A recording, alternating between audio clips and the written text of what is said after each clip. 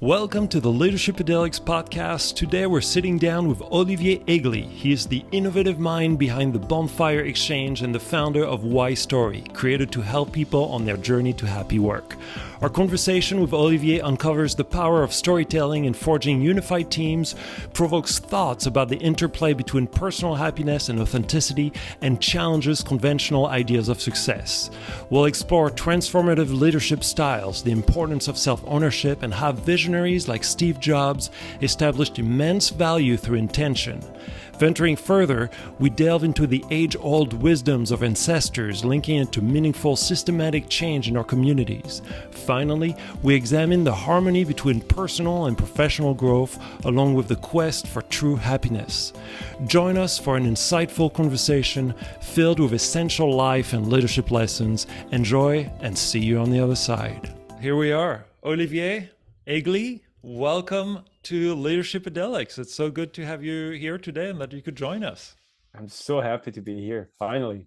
Yeah, I was really looking forward to that because the last time we chatted, we just had so much to share, and about your journey, your story, and I can't wait to share that with the audience. How's your day going so far? It's been busy. It's busy times. There's a lot of movement happening, but movement is life and flow is life. So I'm happy. I'm not complaining, but I'm traveling a lot right now and there's a lot happening. And yeah, but Yeah, I am so grateful to take this time and thank you. talk to you because, as you said last time, we had so much fun. It was so great. Yeah, and we're gonna talk about happy work today. But before that, you were just telling me you were heading to a retreat today, or in the next few weeks, or whenever. Tomorrow. Yeah, Tomorrow. tomorrow. Yeah, we're doing a retreat in Mexico with a couple of good clients of mine.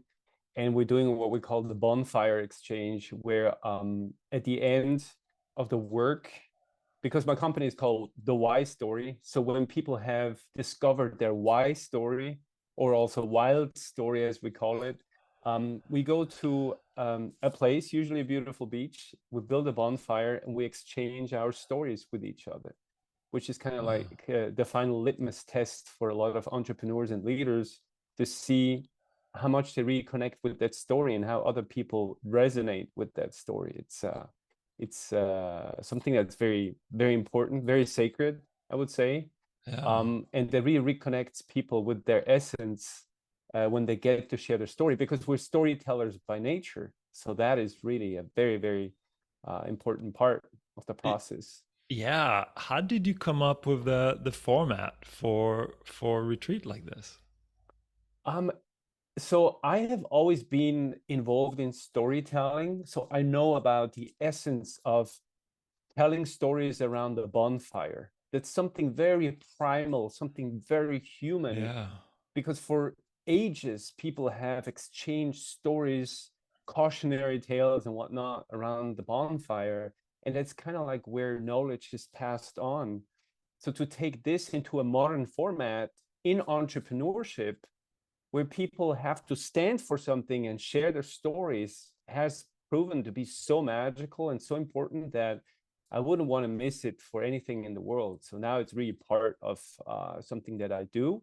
I don't always do it, but with the Yeah. people who really want to do it, we do it when have a good group, and then it's just unlike anything else. Oh, that's wonderful. How big is a group usually for storytelling Oh, bonfires? yeah, it really varies. And now we're doing it outside of the US. It's gonna be it's a group of 8 people, Yeah. eight very very, I'd say very stubborn, very unique people, um, who need a lot of space, who are given a lot of space. But sometimes if you do it within a group like the same company, it can be as many as 30, 40 people, Yeah. right? Yeah. So it's the format always changes, but the principle is always the same.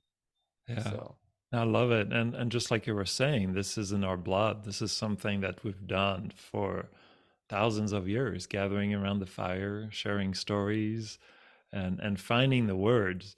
I think there's a big thing about the appreciation of the language when you do that, oh and yeah. the words you use to describe your I'm assuming people are people talking about their own stories and reflecting on that, and or is it more, is it looking backward, forward? Like what is usually the story they share? So the story that people share is usually the story of the self, I call Yeah. it. So it's they share why they exist. They share why they even get up in the morning. Why do you know that what drives them so that other people, when I do it in a group that's the same business, for example, it is the leader sharing the story of what they're trying to achieve in their doings, in their actions, and why this company exists so that their teams and their staff can relate to that story. Because people, they don't relate to business plans, they Yeah. don't relate to numbers, to plans in general. People relate to stories. And if you Yeah. have a leader that tells you, look, this is why we exist, this is what I'm seeking to achieve, this is the value I'm here to give, and they wrap that in a story, people instantly realize, I resonate with the story and I want to be part of that story, or this story is not for me and I'm actually checking out. And that has created much stronger companies and businesses and teams where people are united by a story much more than united by the accomplishment of a goal, of a business goal, of a Yeah. strategy, of Yeah. you know um, and that's the magical thing. Once you share why you exist, people can now opt in or out, but based on the story, not based on market evaluation or like Yeah. the standing of the company in general. So is it, it's a mix of you mentioned leaders, that the people who are coming to the storytelling are leaders, and I saw that you help hundreds, almost 1,000 people Yeah, in yeah. their journeys. Um, are those personal stories mixed with kind of leadership, like business stories on where they want to take their business, or like where's the kind of the personal and then business aspect, and I think this touches on happy work as well. Yes, yes. This is a great question to ask because the essence of my work is that there is no difference. We are one person, we have one story. The difference between the professional expression of our story and the personal expression is just that one side is the doing and the other side is the being. So Yeah. you are who you are, but then you express who you are in your work. So there is only one story that we have to share. And when a leader shares their personal story and shows that the business they built is the expression of their story, then people feel personally touched, because Yeah. it's a strange wall that we build, between the professional career and the personal self. It's not real, because if we do that, we become schizophrenic. We try to balance Yeah. these two sides of our self, but we're only one person. We're one Yeah. holistic being. Yeah. No, that's beautiful, and that's such an important message. How does that change people's lives now, like the leaders, when they go back to their work after that? Like can you share some of the examples of things that you, some of the changes you've seen? Um, it's very simple, actually. My entire work is geared towards clarity. And clarity comes from self-ownership. So people who discover their story, they become owners of their own self again. They're not owned by foreign stories. The stories that your mom told you, Yeah. your dad told you, your mentor told you, your teachers told you. The world is Yes. telling you, you own your own story. That gives you self-ownership, which gives you clarity on the self, and then focus on your actions. These people become so relentless and wild. I call it the wildness. They become so relentless and unapologetic that they start to be so clear in what they're saying they do, but at the same time, they also polarize. Because when you start living your own story, there's a group of people who will love you, and it's a group of people who will not be able to stomach you because you're just too direct. You stand for something that's so incredibly strong that some people will not like that. Yeah. And I've seen this happen hundreds of times, that these people go back into their businesses and suddenly they're like, okay, this is what needs to happen. This is what I want. This is what we need. And suddenly there is this drive. There is this unapologetic, relentless showing up, but standing for something. And when you stand for yourself, you will always have people who will be enamored with that. And that creates that surge, surge within an organization, versus you're driven by doubt and confusion, and you're Yeah. being pulled left and right. So I would really say the clarity is the most relevant thing, that people suddenly have this incredible clarity in, of course, this is what needs to happen. This is the decision that needs to be, taken.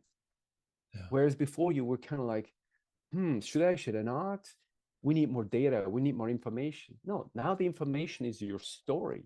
When your story is the source of the information, you tap into what I call intuition, the inner teacher. And a person that's guided by the inner teacher becomes completely invulnerable towards markets and the industry and the fashions and the trends. That's self-ownership. That is invaluable. Yeah.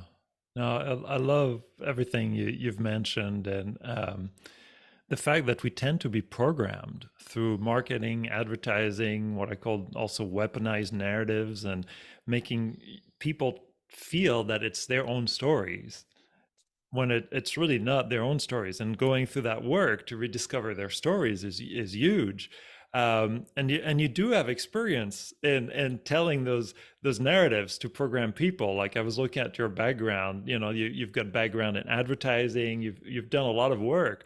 So I'd love to hear a little bit about your own personal journey that led you to discovering, that the happy work and using storytelling as a healing element rather than maybe a manipulative element. Mm-hmm. You know all about it. We talked about it. We had a Yeah. great conversation I about this, love and it. I remember, like, it left me so touched, because whenever someone like you takes me back to that place, and I realize again, dang, that really needed to happen. It's just it's tumultuous. So yeah, as you said, I have always been how should I say, like a protege, or like a student of narratives, of narration, of storytelling. I got my education and my degrees in that direction, and I applied it for over 2 decades in advertising and marketing. I was at a high level in advertising as a director. I shot a lot of commercials, and I was co-owner of a production company where our business was to create stories for advertising agencies, but we used storytelling as a manipulative element, as a way to make people buy things they don't need, and to buy things they actually don't even have the money for, to clutter their lives, right? We use storytelling to clutter people's lives. And at some point, I reached a point for myself where I was highly successful in the traditional sense. I made a lot of money, I had a lot of accolades, I won awards and all those things. But the more I did that, the more empty I felt. I felt like I was chasing something that would never pay the dividends of the investment that I gave. Like, I gave more than I got in return. But the problem is that all the people around me told me that you're doing so great, you're killing it.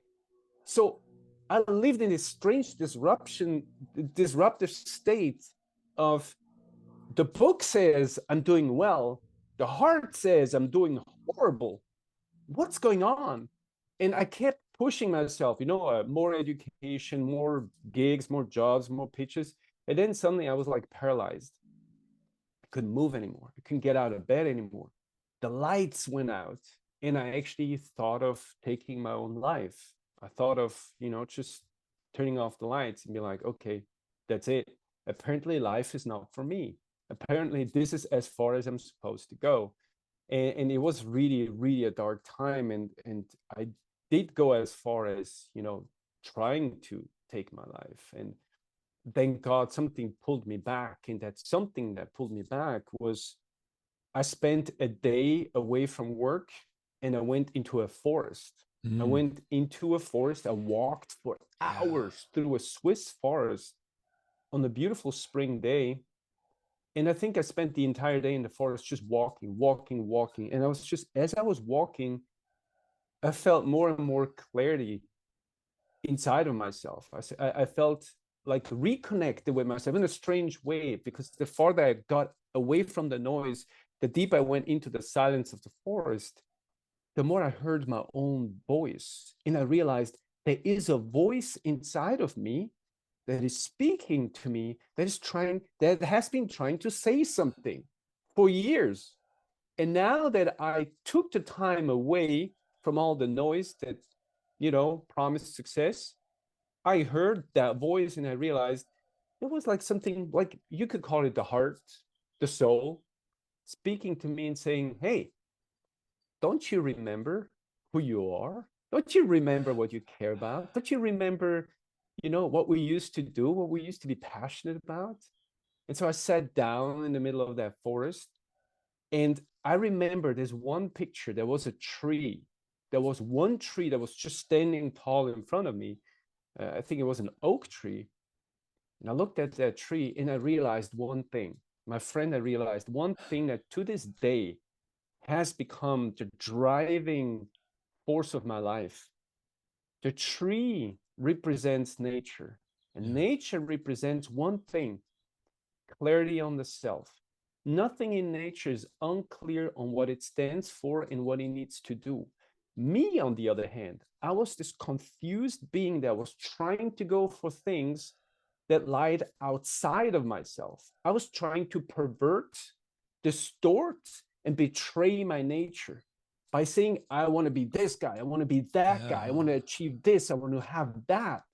All the things that have nothing to do with my nature. So I made a pact with myself on that day. I said, all my efforts in my life will now, from this day forth, be geared towards rediscovering my nature and re-engaging my nature and allowing my nature to be the driving force of my actions.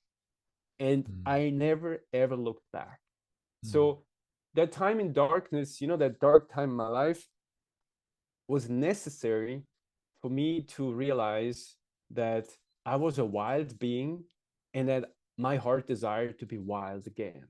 Yeah. And that I am actually I'm not going to say a missionary, but I'm a guide for people who also want to reconnect with their nature, because at some point they feel like this is not working anymore. This is going nowhere. I realized that day that life is about a powerful choice. And the powerful choice that I made that day, that I had to experience in that darkness, was, are you going to be a domesticated animal in a petting zoo? Or are you going to be a wild horse? Are you going to engage in your true nature, which is this explosive, wild, wet, screaming being that has a truth that needs to come out of you and, color all your doings, your words, your actions? Or are you going to be a better version of your parents, of your neighbor, of what society wants you to be? Are you going to be someone who uses work to do a better job at winning the competition, the competitive game of life? Or are you going to use work as an expression of the art, the truth that lives within you, that can turn into value that other people need? Yeah.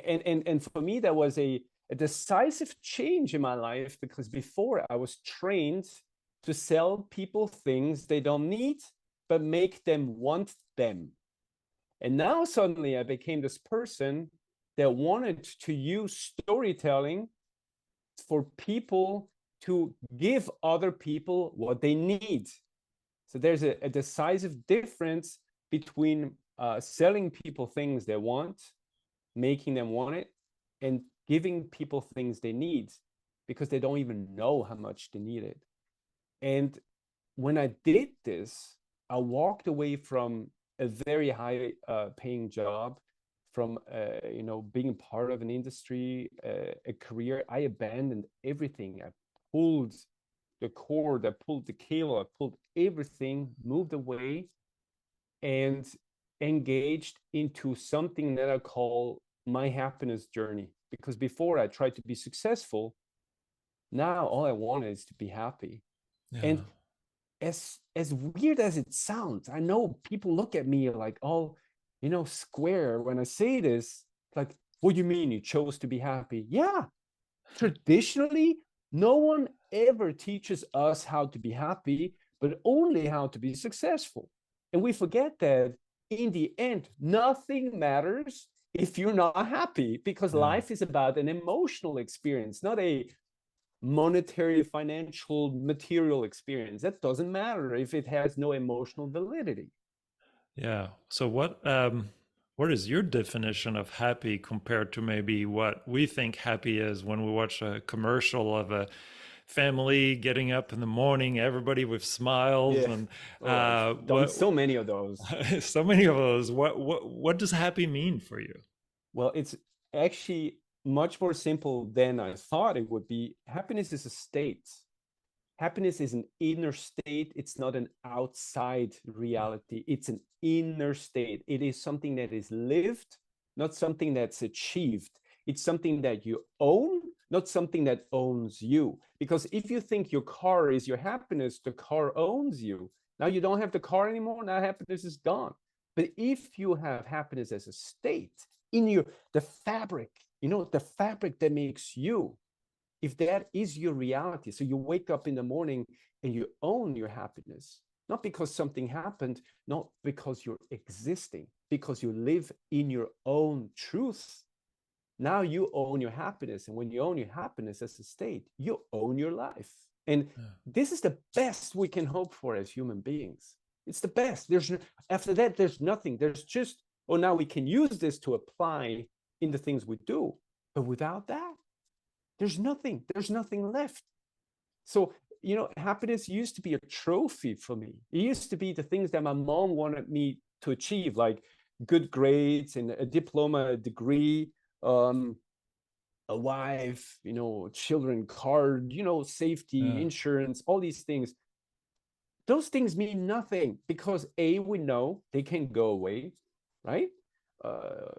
A spouse can leave you, a house can burn down, a job, you can be fired from the company can just go bankrupt. But happiness that is an inner state, because you understand that happiness is the expression of the self, is something that you own, you decide. It's just like someone talks to you in a poor way, someone insults you. We tend to think this person now is taking over my happiness. It's taking my happiness away. Yeah.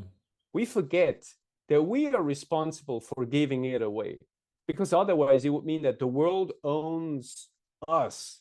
And that's the traditional thinking in business, but also in life in general. We think that, oh, vacation is going to make us happy. Doing yoga is going to make us happy. Seeing a person will make us happy. No, we are the ones who give that thing the power to create our happiness. So it is very important that at some point in our lives, we regain that ownership and say, like, wait a second, happiness. What does happiness mean to me? What is happiness as a state for me? Is it the things I own, or is it the state that I allow myself to be in by saying, you know what? I am enough. I, as a human being, I am amazing. I am all I need right here, right now. Because Yeah. that's really what creates happiness in the end. It's to say in the morning, you get up and say, like, I'm alive, I'm breathing, I'm here. This is awesome. I am enough. I'm not missing anything. And anything that I could achieve will happen or will not happen. And nevertheless, no matter what happens, it's perfect. This is also, to me, that's why happiness and perfection are closely interlinked. If you think that happiness is an outside thing, you will always strive for perfection, which for a person like me is very problematic because I'm a perfectionist. So I killed myself in my former job like making things perfect. And it was Yeah. never perfect enough. And by definition, I was always living in the future. I was always living in like, oh no, but tomorrow I have to do a better job and this sucks and I have to be better, I have to be better. And when you do that, when you say that I have to be better, what are you saying? You say that today I'm not good enough. That's what you say. And when you say today I'm not good enough, you basically say that right now you're not enough. And when you say you're not enough, by definition, you dismiss happiness as a potential state because you're not loving yourself. Yeah. There is no No, love for you. it's interesting you bring up perfection, um, because I feel there's a subtle difference there. You know, I think about craftsmen. I think Mm-hmm. about people, you know, maybe who make the Japanese sword makers who look for perfection as they create the blade and everything. Um, but I think there's a difference looking for perfection in an unhealthy way, and maybe in a way that's not aligned with your nature, Mm-hmm. and looking for perfection as part of a craft and as part of following your nature. And I'm curious if you're seeing that maybe, or if you felt that, because I feel like, you know, I look at your website, it's still very clean, very nice. There's a lot, you know, I know you still spend a lot of time and care Mm-hmm. in doing what you're doing. What's the difference from, you know, maybe you chasing perfections before and it hurting yourself, to now where I still believe you are following some perfection but in a different way? So I think this is so on point because it has a lot to do with how nature grows and how nature expands. And let me be clear on this. My whole teaching, my whole work is about you as a human being. You're like a tree. You want to expand. And expansion means you want to source your potential, who you are, the truth, and you want to spread it into all four corners of the world. That is what a tree does. If you look at a tree, it's like an open hand. It's like hand a hand with fingers, and every finger has another hand that just reaches for the sky. That's what we as human beings also want. We want to spread it out into the world. But in order to do so, we need to use growth. We need to grow from the seed to the fully grown tree. And now the tree is not looking for perfection, even though it's a perfect being. And perfection in this case means nothing but the accomplishment of the self in every moment along the way. Every moment, to see every moment as perfect, that's perfection. Now, if you're a sword maker and you beat yourself up today because you know you could have done a better job, that's going to make you sick because you will never cherish the moment. You will always think the moment is lacking. But if you're able to say, this is perfect, and tomorrow I'm going to make an even better job. I'm going to do an even better job. Tomorrow, I'm going to bring myself in even more. I'm going to try to bring myself even more into the world. And I will take what I have today and I will, elevate this. That's how growth happens in life. The trunk continues to grow because it realizes now is great and tomorrow a little more and a little more. But at some point, the tree stops to grow. At some point, growth stops. And we need to understand as human beings that we too need a healthy view on growth. We cannot all grow to become bazillionaires and like Jeff Bezos and be like killing it like certain people we see, because if we did so, it would mean that we all want to be trees that grow 500 feet tall and are the biggest tree you ever seen. Can you imagine what that forest would look like? It would be completely overgrown. Instead, we need to understand, what is my growth? How do I need to grow? What is my perfection? What is my speed? And embrace that. And once you stop growing, once you reach that point, you operate at that, at that roof, at that ceiling level, and you maintain what you have. This is something that in business nobody understands.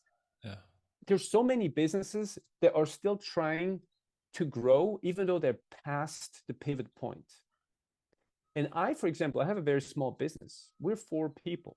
And I have realized that we're already reached our pivot point. I don't want more. Yeah, beautiful. In order to deliver my value in the very best way, we have to remain at this size. But now traditional business thinking says, no, how can you scale? How can you scale this Yeah. so that you can rake in more benefits so that you can reach more people? I'm like, that would actually endanger my value because Yeah. I am the value giver. Yeah. So I can only give what I have. And that is the natural ceiling of my growth. And my perfection now is just to show up every day and give it all I have, but not judge the result from it, and make myself the promise that tomorrow I will show up again. And what I learned today, I will apply tomorrow, and so on and so on. And I think in those crafts that you mentioned, that's what we Westerners don't understand about Asian culture. These people are not beating themselves up. Yes, they seem obsessed, but they see the beauty of their work. They see the magic of what's happening right now. They live in the present moment, but they also know there will never be a day where they will just stop and say, it's over, that's it. Because that is the nature of perfection, is that as long as you live, you show up, you do your thing, you do your thing, you do your thing, you do your thing, you keep doing it. There's no retirement. There's no retracting from giving your value. There's no stopping. But when your growth stops, it means that you now just keep doing what you do. You do it. You keep doing it. You keep doing it. You keep showing up. Yeah. And a lot of it is being in the moment. A lot of it is just living in the moment. And there's a lot of love and care too that, is involved with that, is involved in kind of giving and crafting. One of the things it's interesting, you talked about earlier ending your life, and you mentioned it, I think in your bio as well, on your website. And you clarified you actually meant it literally, uh, just earlier. But like when I first read it, I was like, well, in a way, you did end a life. You did end a life you did not like, and you did, start a new life. And I love that play of word that you had in there, which is like, oh, I don't really know what he meant by that when I first read it, and you clarified it today. But at the same time, the other meaning is sometimes you do have to look at, okay, this is the life I led for a while. It's not necessarily in alignment, and I have two options, right? I can continue on that trajectory, and I know how it's going to play out, and it's going to be painful and dark, but maybe I'll have external gratification, or I could say I'm done with that, like you did, and I'm going to move forward and rewrite my story and change the course of my story, which you did. And I'd be curious what did you call it your nature journey, like the journey you went on to at that point? What was it like? What did you do? Did you do more nature, more exploration? I want to take you up on something you said that I think is so important. Ending a life, so brilliant, Sebastian, so brilliant, because that's exactly true. It's something that human beings don't understand, is that death is part of life. And at some point in your life, you need to die in order to be reborn in your own light. Because check this out. You're born as a wonderful human being, a perfect human being to your parents. But now you are in the responsibility, in the care of your parents, who, of course, want the best thing for you.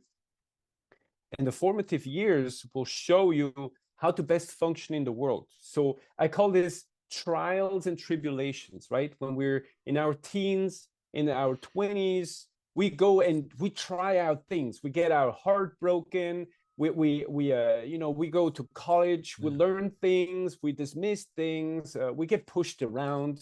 We travel, right? We do all these things. But then at some point, your heart suddenly says, enough, enough. we can't go on like this. We need to reconnect with what was there at the very beginning. Now that we've done all these experiences, we've seen this, check mark, bucket list, all good. Now it's time we shift the gaze from outside to the inside. Okay, what's there, right? What's there? But in order for this to happen, you have to literally be reborn to yourself, because now you have to be your own parent. You have to, it's crazy. From the 1,000 people that I worked with, I would say 88 to 90% were still attached with their umbilical cord to their mothers. Yeah. Especially men, in their 30s, even in their 40s, they're still invisibly linked to their parents. We have to cut that umbilical cord that has not been cut before, so that we can be our own person. You cannot be your own person as long as you live in the shadow of someone else. And most of us do. I did. Yeah. I was still trying to be mama's boy. I was still trying to make my mom proud. I still remembered the teaching, the lessons. I knew, if I did this, my mom would not like it, And so to kill yourself, literally kill the old self off by making that choice to choose your nature, means that you are cutting that cord and you are being reborn into your own hands. That's what self-ownership means. Yeah. Hey, I am now completely self-accountable, completely self-responsible. Yeah. But to do this is a very lonely process. It's very lonely. It's scary. I was terrified because I was alone. I went and spent so much time by myself during, that phase. I went a lot into nature, and I thought I was losing it. I was talking to trees and I was caressing grass and whatnot, That's without drugs, right? Say what? Without drugs. Without drugs, which, we talk a lot about psychedelics on the show, but nature is so powerful just by itself. And I think that's a really important point too about your journey. This was like going in nature, breathing nature, and facing nature and being nature. Oh yeah, this is the thing, actually. That's actually the thing. I realized as I went through, this phase, I realized that before I drew a line between me and nature, but suddenly I became part of nature. If that makes sense. That there was the big one, the big universal unity became so obvious to me. And I started talking to scientists. So I have, through my former education and friends and acquaintances, that I have access to a lot of scientists in the field of microbiology, biology in general, botanists, but also, during my short stint in medical studies, to now people who've been in medicine for a long time. And I started having conversations with these people about the holistic aspect of being alive, and how biology, spirituality, but also business strategy are actually the same thing. And I'm now this guy who operates at the crossroad of these things. I'm trying to bring together all these things and realizing, wow, there is no difference between an organism, life itself, and creating an organization. There's no difference. If we engage in a false sense of growth, we actually engage in the same kind of proliferation that cancer or a virus pursues. Yeah. It's the same thing. If we don't understand what happiness means and use it for ourselves, we actually act against the biology of the human being. We act against our real nature. We become second nature. And that's what makes people so miserable. I love that. To go through that, but in an experiential way. What was the first thing that happened? The first thing that I changed my breathing. My breathing changed. My breathing was the first thing I experienced changed. And I now have this exercise that I do with my clients, which is inside out breathing. Because traditionally, As a manager, you learn outside in breathing. You breathe, you breathe the room in, and then you fill yourself with the anxiety of the room so that you become the room. Mm. And then you exhale the consumed air. Yeah. But that shows the mindset that we have in business. We're dependent on the outside. We make the outside our inner reality. But life is the other way around. We have to make our inner reality part of the outside. We have to share our inner reality with the world. So now what I do is inside out breathing is I breathe in, but as I breathe in, I imagine that the breath is sourced by me. I am the creator of my breath. And as I exhale, I give my breath away so it becomes part of the forest, of the system, of society. And as I did this, I have to laugh because it's so crazy. As I did this I was like, what if my work was the exact same as my breath? I source my work and then I share it with the world. And boom, all my fuses blew and everything, all the night turned into day. And I was so clear on this is it. Yeah. That's the secret. That is the secret. Giving is the secret. To be giving, to be a giving organism of the universe, not a taking, because you go to business school, and I went to a fair amount of business schools, all you learn is to be a better taker. I'm now here to teach people to be better givers. Because giving, man, giving is everything. Wow. To give yourself to the world, you can die right now, and you die knowing that you gave yourself away. You gave. Yeah. That's a beautiful death. And it's very freeing too.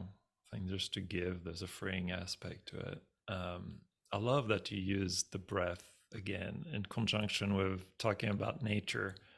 I had this beautiful vision once in a ceremony, and it ties back to your tree image, but it was in an ayahuasca ceremony down in Peru. And I went inside my lungs and I saw all those little trees in there, all those little trees that had this beautiful relationship with nature. And it made me realize how much each breath that we took was a mark of that coexistence with nature that had developed over thousands of years, and we were dependent on that. And it was, for me, it became a sign of that unconditional love we get from nature, and that undeniable as a fact that we are connected with nature. We will go back to nature and be reclaimed by nature. And hearing your story and bringing the breath and talking about nature, it just brought me back to that, which is like, the fact that every breath that we get is a gift. Mm-hmm. It's a gift to us, but in the way you're saying it, it's also a gift to others, and an opportunity to share that energy. It's wonderful. I think that is the essence. First, you have to realize the gift for yourself, so that then you can become a gift to the world. And this is how I see unconditional love work. No. Unconditional love is nothing else but to live free of judgment, to recognize the perfection of the moment, which is all that exists. The past is an illusion. The future is an illusion. All that exists, all that requires our attention is the present moment. But to give yourself completely into the present moment and to receive the gift that you have within you, but then not to hold on to it, but to give it away, like the apple tree gives away its apples. Yeah. It's what we can do with our work. And imagine at the end of your workday, if you can sit in your car and smile and say, like, what did I give away today? What was it that I gave away? How much did I give away? Versus how much did I take? How much did I receive? Shows the distinction between unconditional love. Unconditional love means to give, and conditional love means to receive. Now, you see that in partnerships, partnerships traditionally, and I'm so heartbroken to say that, traditionally people meet and get married, come together because of conditional love. The condition is, I will love you if you love me. I will honor you if you honor me. As long as you take care of me, I will take care of you. That's bullshit. That's not how nature works. That's pain. The real secret to happiness is to give no matter what. To give. It's just to give. The apple tree will not make it dependent on its mood or whether you're a nice person or not, if there are apples for you to take or not. It will not make it dependent on that. The apple tree is just happy to give. Once we realize that, we engage in true unconditional love, we will realize that unconditional love is something that always comes back. It's a holistic system. But it's about one specific concept, and I cannot stress this enough.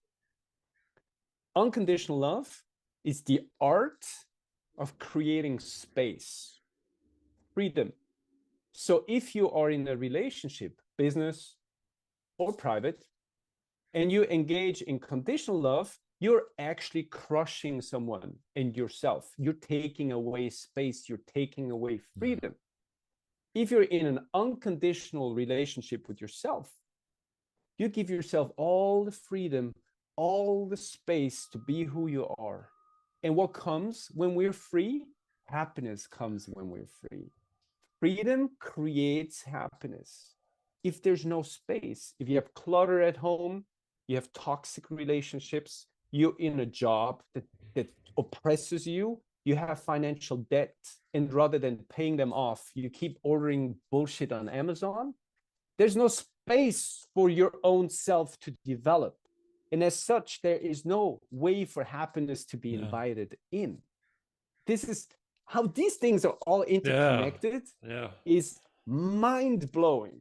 Yeah. And it goes back to nature too, right? Because like for you, going back to your story, that first space was going in nature when you didn't have any other ways out. And I love how you're jumping on unconditional love, because another thing I feel sometimes is people are not used to it.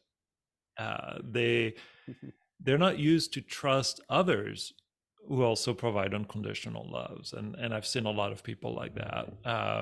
And this is why pet are so amazing. Like, it hit me one day was, the reason people like pets in general is there's this being that provides full unconditional love, and you can give them unconditional love back, though at some point you could argue whether it becomes a symbiotic relationship of just looking for that unconditional love, but the pet looking for the petting and you looking for the happiness of the pet, but there's still a lot of giving and more trust, and that trust, rebuilding trust in each other, I think is also something really important that we're not necessarily taught. And just like you were saying, we're taught to take, and we assume others are probably taught the same thing. Well, that's what makes the competition of the world, right? We're like, if I don't do it, someone else will, and then I will be left out in the rain. We should not forget that when you can, each one can investigate for themselves, when did the narrative shift in their life from the understanding that we are holistic beings that are here to have a beautiful emotional experience and bring themselves into the world, and that everything is okay, to the notion that life is a race, life is a competition, it's about being first or second or third, that there's a ranking list, that there are some people who are better than yourself. When did that notion creep into your mind? And for me, it's clear, and for most of the people I work with too, it's either the instant when you met with the teachings of your parents, or the second you enter a classroom. The classroom has this formative power of, organizing humanity according to ranking, and performance. Yeah. And suddenly when you enter the classroom, your self-worth is connected with performance, and not self-performance, but performance in the eye of society, like how well you do at a certain, right, at math or in geometry or whatever, which has nothing to do with your own truth. Nothing. Because that is a concept that's man-made. It's not something that resonates with your own truth. But we should not forget, we were exposed to the competitive aspects of social life during our formative years. And now that we're grown up, we have to reverse those effects. But who does that on their own? All we do, and that is something I really wanted also to share with you. Yeah. When people turn 35, 36, 37, or 45, whatever, and they realize something is wrong, what do? And I did it too. They go to a therapist because they think they're broken. We think that once we're unhappy, doubtful, frustrated about our lives, something is wrong. We're fucked up. Sorry for saying so, but I mean, that's the general story. And then the therapist will tell us, yeah, you're broken. Let's fix you. But we're not broken. It's natural for our heart to yell, enough. Yeah. Enough. We're not broken. We don't need fixing. That's why I do what I do. I keep telling, the people I work with, you're fine. You're actually in the best state of your life, because a crisis is a moment of a decision. Please do not think you're broken. Do not think you're broken. Guide yourself through the door and choose you. Stop choosing someone else. Stop choosing the lawyer, the doctor, the politician, the false identity. Choose yourself and allow yourself to then dictate what identity you should have. But this is the craziness, right? This is what we think the midlife crisis is the end of the path. Oh my God, it's like it's over. No, it's about to begin. It's about to begin. That's when it gets great. Yeah. That's when, things could happen now. Now you could choose yourself. And it's an essential part of being human, I believe. Like part of me wants to ask you or figure out a way is like, how could you force that earlier in life? Or how could you help people get to that earlier? Or is there a way to bring up the kids differently? Mm-hmm. And playing this out? But then another aspect is like, no, there's a natural unfoldment. Even if you were in a tribe, in the middle of Africa, maybe you'd be learning to be in the moment, but you would still have duties and teachings and things that would be passed on to you, programming passed on to you from previous generations. And you're still probably going to have some type of midlife crisis. So, there's part of me as a kid, I would always hear about the stories of midlife crisis like it's a bad thing. Like you're talking about, like, oh my God, he had his midlife crisis, he got divorced, he bought a car, and we have no idea what happened to him. Those were the stories that told you to scare you from that. But it's like, no, you want to welcome that. And at the same time, there's young people nowadays that are like, hey, you've gotten that breakthrough and you're happy, and how do I get there sooner? Mm-hmm. And I get that too. And I think some of it is like, you have to let it happen, right? I think there's a natural course to life, and as you said correctly, I think those moments are essential. They're essential. They've been with us forever. In any kind of cultural setting, people have to first endure the trials and tribulations. They have to be hurt. We have to get hurt. We have to learn about the world so that we can acquire that knowledge and then apply it when we're ready to discover who we are. Because without it, it would be impossible for a teenage person to already progress into that state without those experiences. We have to have our heart broken before we realize what the power of the heart actually is. We have to learn about the world so that then we can place our true self inside of the world. I think this is very, very natural. And that's why in storytelling, there is the expression rite of passage, right? This was right on my mind as you said that. I was like, the rite of passage The that rite of we've lost. passage. The rite of passage. Look, I have a great example from nature actually to underline what we're saying here.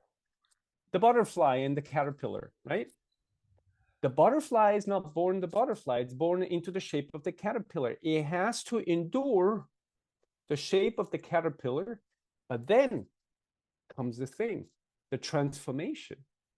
And the transformation, the transgression, the midlife crisis into the butterfly, right, is a moment of pain. The caterpillar basically is dying. It's basically the death of the caterpillar reborn into the heightened state of the butterfly. That's what midlife crisis is traditionally, naturally, when we want to be born into our true self.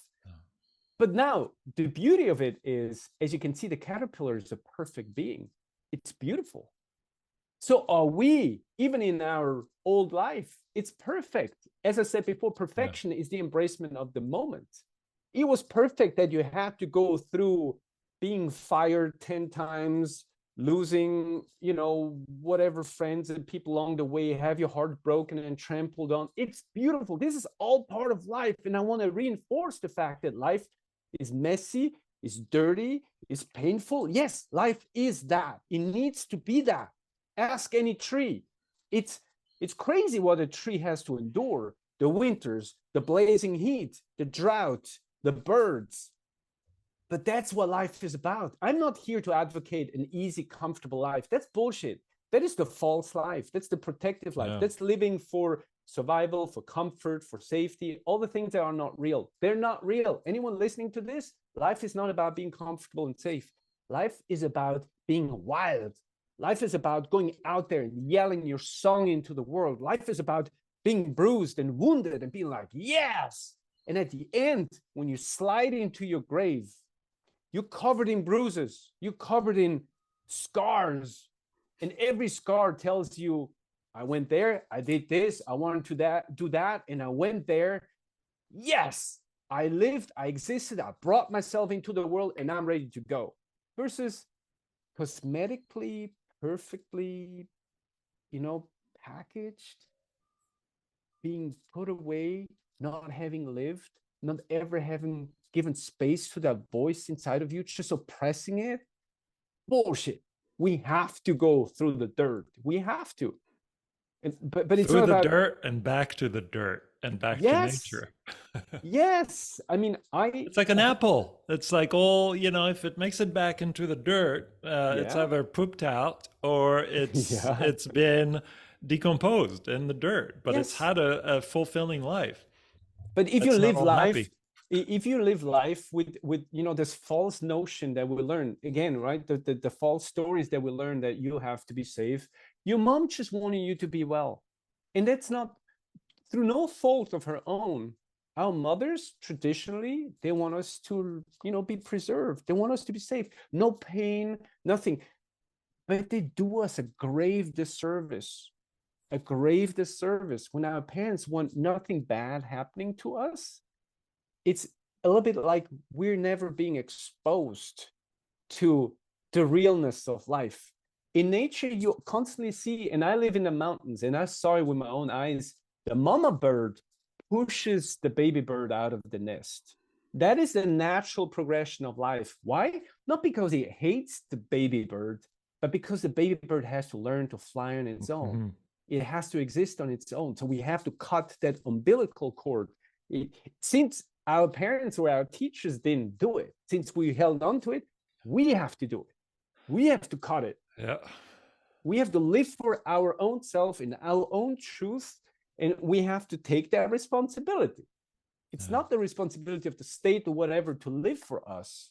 It's not the politicians that are going to live for us. You live for your own self. But that requires responsibility, and responsibility requires self-love. And self-love requires the attention and focus on the self, the willingness to even live for yourself.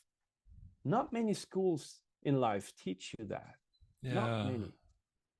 I've got an 18-year-old finishing high school right now, starting college next year. So it's very appropriate to think about that. And Yep. I've had that picture of Papa Bird give him a kick in the ass out of the nest. And and I'm split because I love him and everything, but there's also non-attachment, which is different from loving someone. Hmm. That was another big lesson I had Space. in a journey. Remember, space. You have to, if you Yeah, love someone unconditionally, you give that person space to yeah, develop, right? yeah. That So he's welcoming that. He's ready for it, which is that's great. I'm very happy. yeah, I'm pretty Um, sure that's gonna be very, very fine. yeah. Yeah. So, all right. I lost my train of thought for a second, thinking about the baby bird. Well, he's not a baby bird anymore. I was kicking out of the nest.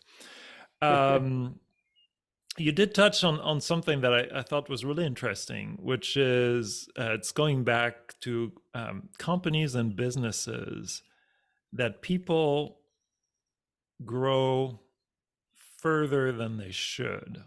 Hmm. Um, Can you expand a little bit on that? Because I've seen that pattern time and time again playing Hmm. out, especially in startups, pushing the business further than it should be. And then, how do you know? How do you feel? How do you guide people to know? Well, I'm fine where I'm at. Like, I know how it works for you. You touched on that, but when you have clients coming to you, how do you work with them to help them visualize that or visualize that point or be more Hmm. sensitive to it? Well, first I have to reconnect them with a natural, healthy way of understanding growth. And growth has become in the business community the main aim. All we want is to grow. But in nature, growth is a tool. It's not the reason for existing. Only cancer and a virus see growth as a means, for survival. We need to grow, otherwise the organism is going to swallow us and we will not exist anymore. So growth is only relevant for an organism that feels threatened in its existence. So it's not healthy. The real definition of growth is a tool that helps you to do a better job at being yourself. That is the definition of growth. So in a tree, the trunk grows, the anchoring root grows, the branches grow to support the expansion of the tree so it can give its apples. So see, growth is tied to an intention. Yeah.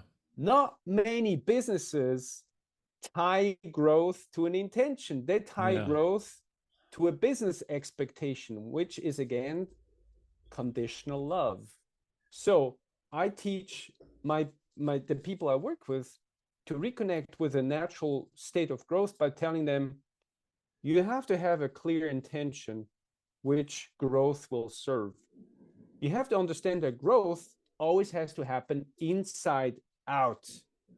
But traditionally in business, growth is outside in, the market, Yeah. the industry, the customers, the sales. No, growth happens from within to the outside. Then growth is always incremental. The tree grows incrementally. It doesn't leap from 1 foot to 15 feet.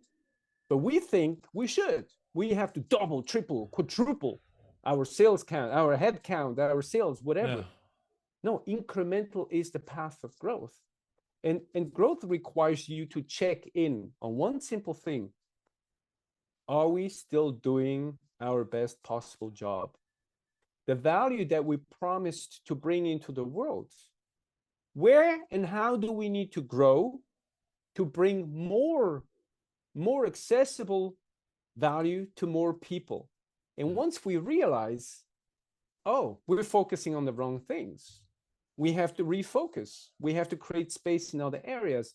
But it's very easy for someone, and I work with a lot of startups and founders, it's very easy to pinpoint where the end of growth will happen. It's very easy to say, with Yeah. this value, this is where the tree is going to stop. And that's what you need to know now for your vision. All you need to do is show up every day and know that this point will be reached. That's no problem, because even if your business stops at 50 employees, all you need with 50 employees is probably, 2,000, 3,000 paying clients, and that's it. We have this idea that we have to market to the world, we have to sell to the whole world, everybody needs to be our customer. That's bullshit. That's traditional advertising that has created this lie.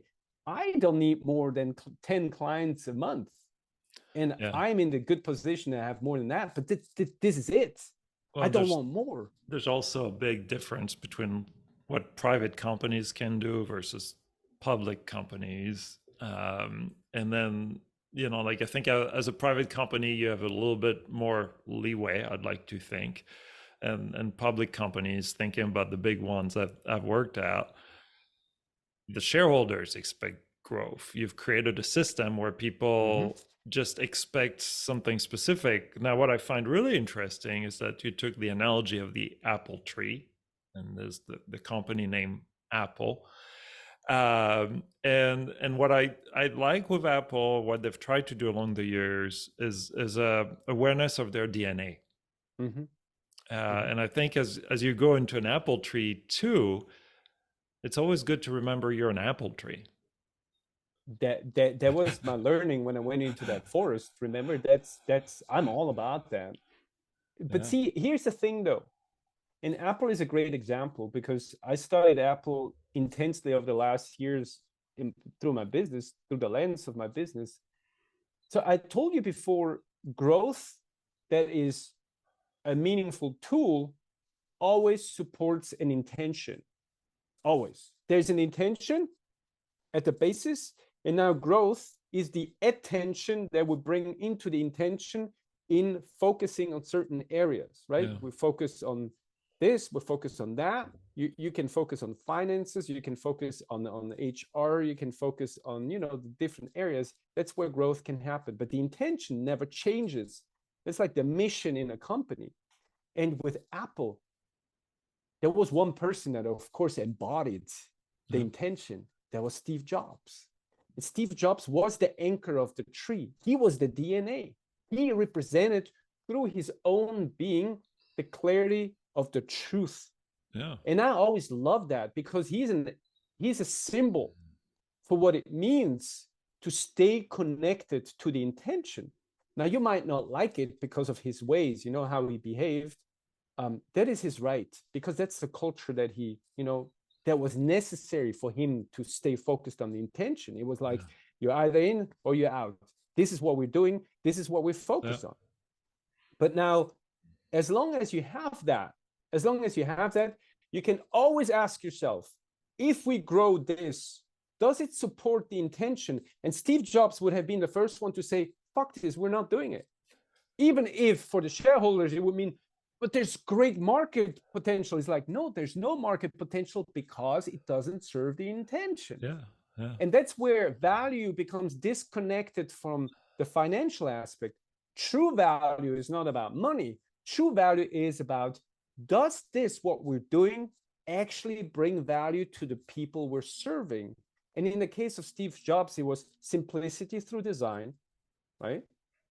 It's to think different, which means do our products express the need that lives within him to think outside the box, challenging the status quo, and therefore elevating mankind in the expression of themselves. Yes, yes, yes, yes. I have my doubts about the current state of the company, because I can feel that the understanding of value has shifted back into a more traditional approach that is tied to, of course, market capitalization. Before, the only market capitalization was like, I want to own the market of simplicity through the design, making the distance between the user and the expression of their art, of what they have to say, shorter. How can we make it as short as possible so that people can express what they have? No, I think they're in an interesting state right now. I feel like they're caught between wanting to carry on, Steve's DNA, and and honor that, and then the market pressure, and the more traditional pressure, and they just released the Vision Pro Hmm. headset. That's going to be an interesting test because they made some very clear design decision. This is probably one of the boldest products they're putting out, one of the most unnatural human interaction they're putting out. Um, but at the same time, they're trying to be different. So I don't know where it's going to go, but at the same time, I love that you're using the Apple tree. It's a little bit tied back to Apple and the way Steve Jobs was, and how he was extremely focused, but he also knew what they could do and couldn't do, Yeah, which I think that awareness. he always he always saw growth as a servant to his cause and not as the thing to go after. That's kind of like the Yeah. conversation he used to have with upper management and the people who fought him on the regular, that they would see market capitalization as the indicator for success, and he just saw, are we doing the best possible job at expressing the intention we have through value that lives in our products? That's what he questioned. He questioned, and that's why he was a stickler. And usually these people are reconnected to their intentions. They have to be sticklers because it's so sacred. It's so sacred that the message remains untainted, that it remains clear, and that the value remains available to the people. And I have my doubts with Apple, as I've seen with a lot of car companies that had a lot of value to give in the 70s and the 80s, even in the 90s. And now Yeah. today, every car looks the same. Yeah. It's basically just an own interpretation of a car that already exists. And that happened simply because management in companies has shifted from being someone who came from the factory floor and was connected to the value to people who are just educated by business schools. And when you're only educated by business schools, you only see value as a transaction.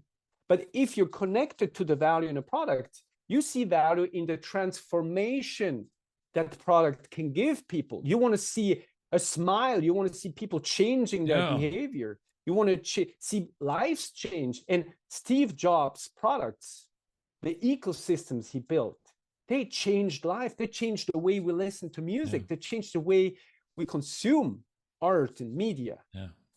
Samsung doesn't do that. Yeah. Samsung just Right. builds products with specifications. Yeah.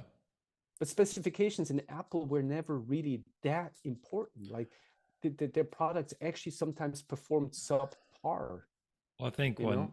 when the apple tree knows it's an apple tree and naturally gives and grows organically from that, it it's a lot easier to do that too. Yeah. Another thing about Steve Jobs is storytelling. Like he was huge in storytelling. How he presented the products, the word he picked.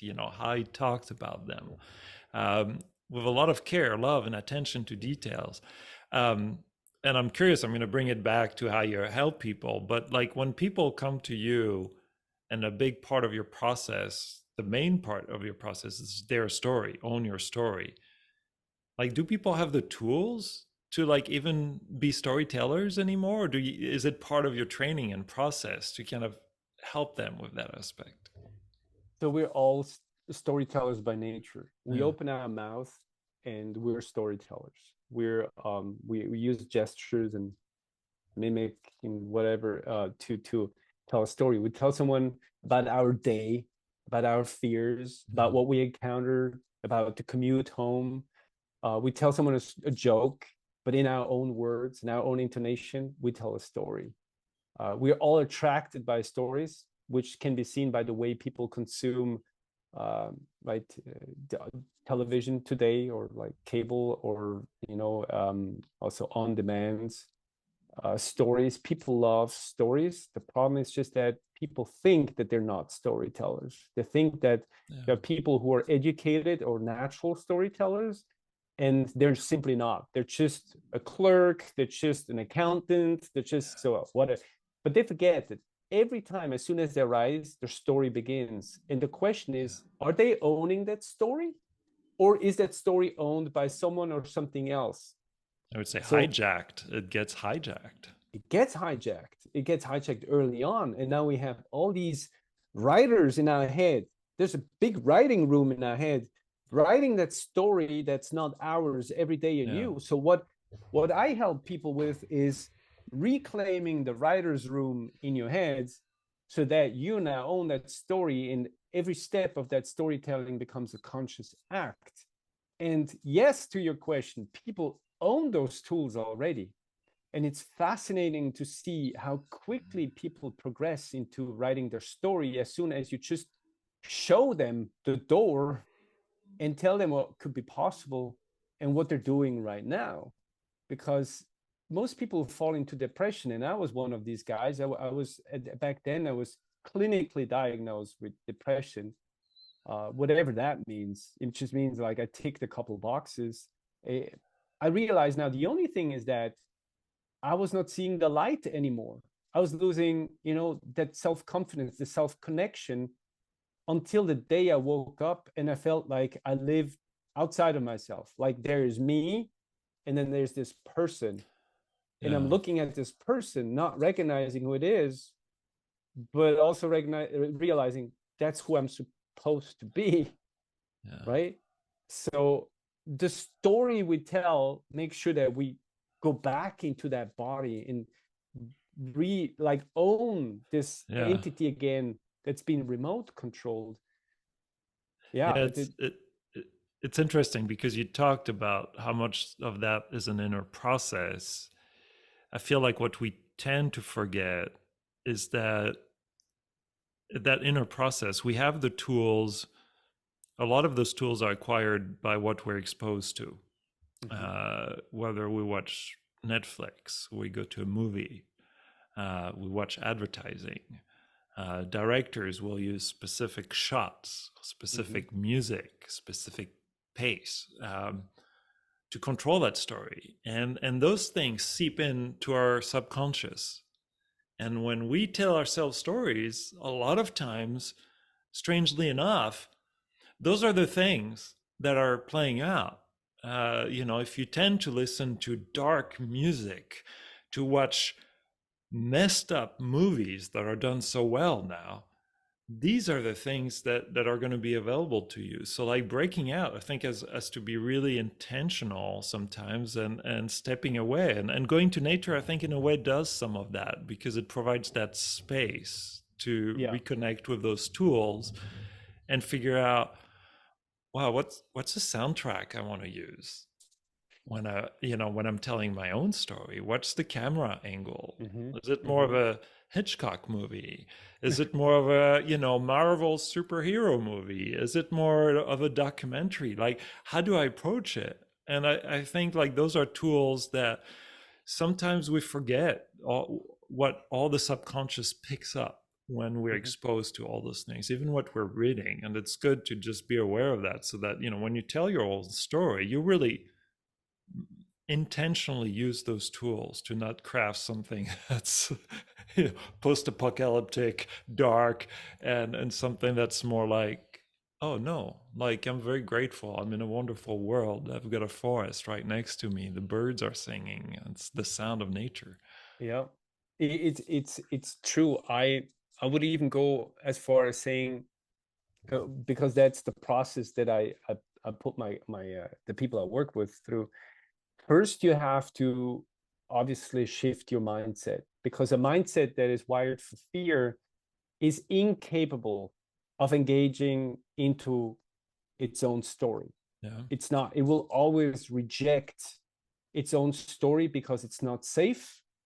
It's instinctively not a proven path, because your path is unique. It's never been walked.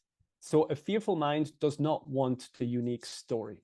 It's the first thing I do, reconnecting, reshifting the mind into its initial state, the loving state that says, yes, I want my own path. But then, with relation to what you just said, those tools, I'm actually of the belief that we have to toss it all out. Because the traditional storytelling, and I did this for over 2 decades professionally, is to work with tropes and stereotypes, because tropes and stereotypes quickly latch into the mindset that's already there.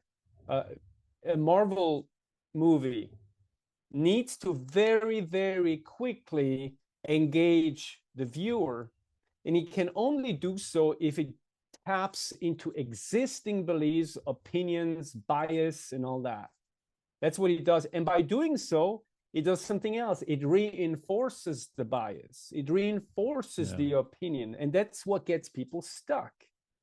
And the trick there is to really become this completely neutral watcher, listener, that is able to realize what's going on. Oh, okay, the manipulate. It's a little bit like the red and blue pill in the Matrix. If you want to see the Matrix, you have to step out of the Matrix. You have to take the red pill and say, like, okay, but that comes at a cost, because now you see the bullshit. Now you see it. You see what's happening there. And I will tell you this much: it's horrific how people have created an image of reality through the stories that are being brought to them. For example, people who watch, these crime shows, they actually think that's how the police investigates crime. Yeah. It's not true. They actually think every surgeon is sexy, is like well-mannered, and is like, involved in these dramas, and like, oh, the life of a surgeon or of an ER, ER rescue worker is not what TV tells you. Life is not what those stories tell you life should be like, because those stories need to reinforce bias and be readily, quickly accessible and digestible. Now, if we want to have our own story, we need to step away from these predisposed images and say, like, wow, in my blank canvas, if I plant my seed, how does this story unfold? And it's beyond Hitchcock-esque and Kubrick-esque and whatnot. It's your own story. And your life's work is now to bring that story out into the world. And that's when we see great musicians, great artists, great authors write things that blow our minds.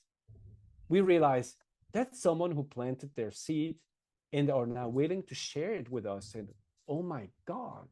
And that's the original writing that lives outside of the tropes and the biases, the Jimi Hendrixes, of our time. That's what we need. That's the true originality of the apple tree.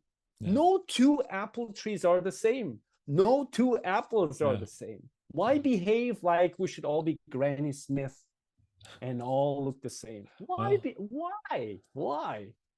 We've got lots of apples in Washington, lots of different apples. We're gonna have to, this is a wonderful conversation. We're gonna have to wrap it up soon, but I do want to do another call out. You talked about, I love how you expanded from tree to forest, and how we want to be a forest. And you talked about Jeff Bezos, being that giant 500-foot tree. It actually brought images to me, not of orchards, but of old growth forest. Because we do have, in Washington, there's a lot of those big, huge logs from the old growth forest that were cut by logging in the early 1900s, I believe.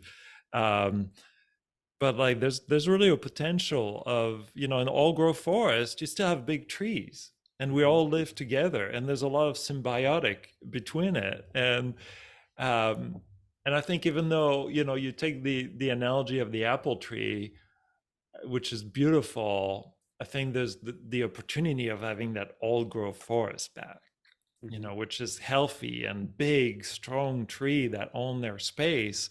And it's not, no, you don't have the 500-foot tree that takes up the resources from all the other trees, but it's you're bringing back that healthiness that healthiness, and that, and then there's a lot about the mycelium network and how they talk together. But anyway, it's just a call The out. Secret Life of Trees. Secret Life of Wonderful, Trees. wonderful book.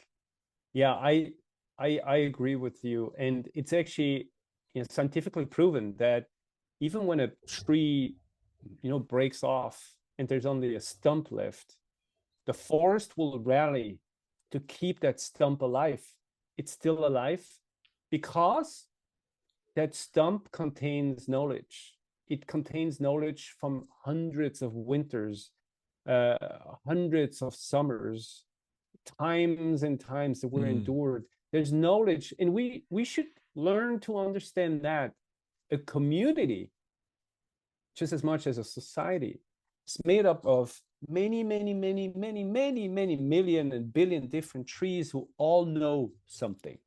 Every tree knows something. We all, you know something, I know something. We're here to exchange what we know. Now imagine if we human beings could live together in this connected, giant, ancient forest where we realize that just because you retire doesn't mean you're not valuable to society anymore. Your knowledge needs to remain available to the community, and that every person has something unique to give. And we would tap into that uniqueness and make it available. Again, giving, we would be giving trees, and we would not believe in retirement. We would say, like, even though I'm 75, 85 years old, I still have something to give, and we would readily accept it. Imagine how that would shift the entire idea of a society that is interconnected, where we all become giving in nature, but we also realize that every bit of knowledge that's needed to solve problems is available. It's all already here. That's what beats me, that we have today systemic issues that are all created by us, and we are the ones keeping ourselves in the dark when we have all the answers.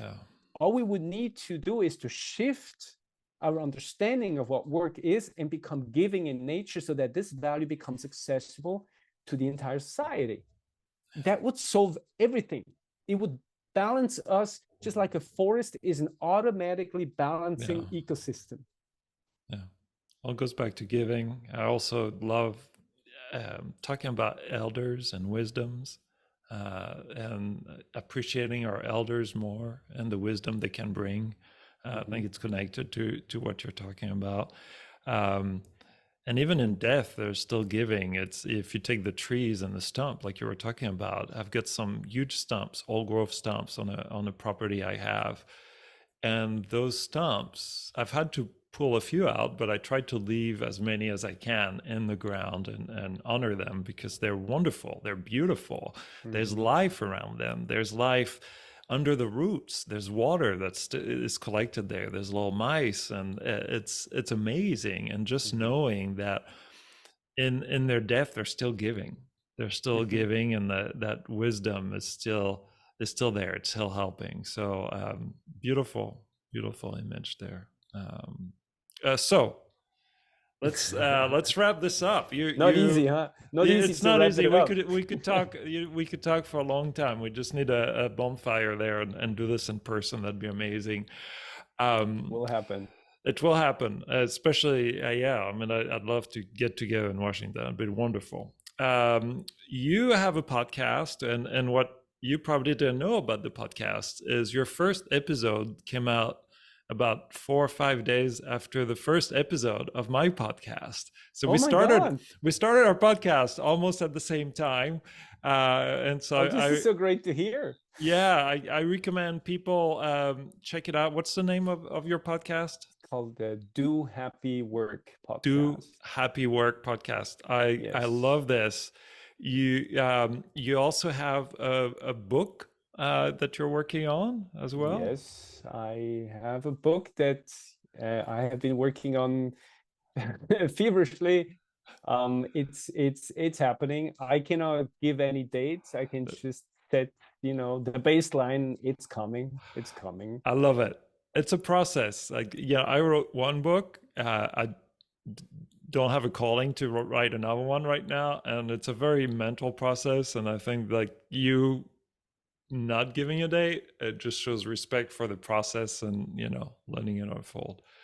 I have no choice. It works on me just as I'm working on it. But I'm of the thinking, and that's actually how I kickstart my process once people become free to engage in their story. I'm of the thinking, if you only had one book you could write in your lifetime, what would that book be? Yeah. And that's the book I'm writing. So therefore, no pressure. Yeah, take your time. That's good. That's wonderful. So you book, and then you've got your coaching work, and then online courses as well The that online are courses coming are up. also there in the completion phase. They're going to Okay. be available in a couple of months from today. Okay. This is also like due to like so much happening Yeah. right now. There's a lot of traveling. We have also retreats in our place in South California that we do up on the mountain, tucked away in the forest, where Wonderful. we invite people who want to go through the why story process on 1 and 2 day retreats. We do that. That's going to change in terms of location. We're also doing it in Europe. So people from Europe who are interested in knowing more, we do that in Vienna, we do that in Paris. And there's going to be more happening, but again, only as much as I can do. Great. Well, that already seems like a lot. So I'm like, that's impressive. But you're just being your own apple tree and knowing your limits. I love it. You know it. You know it. Great. Now, what's the best way for people to engage with you if they wanna if they listen to the podcast and they feel called to reaching out, and what could they see this, how could they this engagement unfold with them? Like, how could you help them? So I understand that it's very personal work. A lot of people, even if they are in the depth of darkness, sometimes don't want to admit that they, need a little push. I understand sometimes the commitment at this moment is too much. I always invite people to shoot me an email, right? That's Olivier at y-story.com for, a brief chat. I love to hear from people where they stand, what their emotional reality with regards to themselves or their work is right now in a brief phone call. It's also then that I can tell people more like what I would recommend. I'm not a salesperson at all. It's more like I like for people who are in a bad place to know that it's actually a great place and that it's an opportunity. And if there's a way I can help, I will always propose that. But sometimes people just need more time and more attention for themselves. Check out the website. There are different ways to reach out there as well. That's y-story.com. I also have a newsletter that where I share articles specifically around happy work and about shifting our work towards something that expresses our nature on the regular. You can either go on the website and subscribe. You will find also ways on LinkedIn, for example, where I'm under my regular name, Olivier Egli. Maybe you can leave that somewhere in the Oh yeah. notes. And I'm on social media in general, but I'm not really a social media person. Like I really love the personal interaction. So email is probably the best. But definitely check out the podcast. I'm sure the podcast can address a lot of things or maybe make people more curious in specific topics. Also, very important, every third Wednesday of the month, just started in May, at 11 a.m. PST, I have something that's called open office hours, where for 45 to 60 minutes, I just open a room on Zoom and we just get to talk about the bigger questions behind work, how to reconnect with work, things, that preoccupy people, but that maybe they cannot talk about on the regular or with their Yeah. colleagues or their family members. So we do that every third Wednesday of the month, 11 a.m. on Zoom. It's free, but you have to sign up. You can do that again on the website or on Zoom. Oh my God, I'm sorry. I'm like hugging your beautiful show here with like That's wonderful. self-promotion. It's I No, don't this like is that. Oh, no, this is great. I love it. I like how you're doing all this, how you're giving space with your office hours. I think it's a beautiful commitment. Your retreats, um, that's wonderful. So, is there anything else? Any questions you might have, or anything else you wanted to cover that we didn't cover? I will just say one thing, and that's kind of like what kickstarted everything. I just want to invite people to be like an apple tree. Mark my words, next time you do something and you don't feel great about it, next time you choose something that feels off or you're having second thoughts, just remind yourself to be like an apple tree. Remind yourself, what would the apple tree have done? What is your true nature? Are you really aware of your nature, or is something else pulling your strings? It's really all I can ask for. Yeah. For people to give themselves the space to investigate what they think is comfortable and known. And with that, I'm out. Yeah, thank you, And, Olivier. and thank you so much for giving me the space. You created a beautiful space here, and I think we filled that space very nicely, as we always do. Thanks for listening. If you like the show, please subscribe to it on Apple Podcasts, follow me on Instagram at leadershipadelics, or stop by my website and say hi at fooyad.com. That's Fooyad. There's a lot going on, and I'd love to hear from you all, the listeners that tune in every week. And if you have suggestions for future guests, don't hesitate to reach out. I'm there, and I'd love to get more guests on the show. Thank you. Have a great day.